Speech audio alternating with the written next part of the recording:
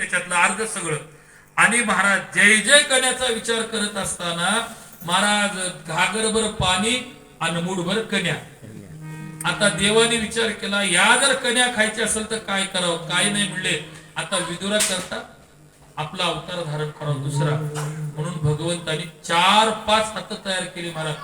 त्या पाण्याला त्या कण्याला इकडे पडू देत नव्हते देव, इकडे पडू देत नव्हते. आणि असं धरून भगवंतानी असणार विदुर काकाचे कण्या खाल्ले. सांगायचं कारण आपला भाव निष्काम असला आणि आपल्या अकस्मात देऊन परमात्म्याचं दर्शन जीवनात झालं, तो जीवनाचा धन्य दिवस आहे बरं का.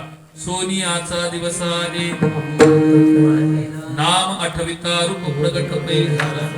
गोपाळ रे चुदे ध्यान लागू माझ्या मना, आणून विसंबे हरी जगत्रय जीवना. असा स्वरूपाचा परमात्मा जीवनामध्ये भेटणं, म्हणून त्याला तुकोबराय सांगतात अवगा झाला सी आनंद.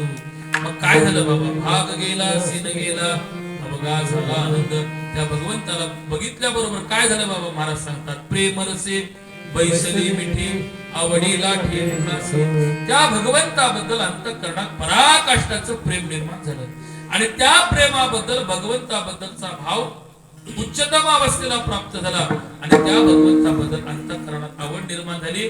आता त्या रूपाशिवाय आता दुसरा आमच्या जीवनात विषयच राहिला नाही. विषय येतो त्यांचा नावडे जनधन माता पिता, ही अवस्था प्राप्त झाली. मग त्या अवस्थेकरता आम्ही काय केलं, महाराज सांगतात तुका म्हणे आम्हा जोगे विठ्ठल भोगे खरे माप. या भक्तीचं असणारं माप आम्ही आमच्या जीवनात उचलला.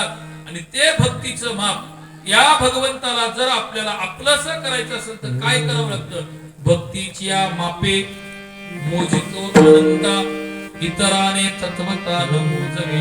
त्याच भक्तीनं परमात्मा मापल्या जातो. म्हणून महाराज सांगतात आम्हा जोगे विठ्ठल भोगे खरे माप. या तत्वानं त्या परमात्म्याला आम्ही आपलंसं केला आणि त्या परमात्मा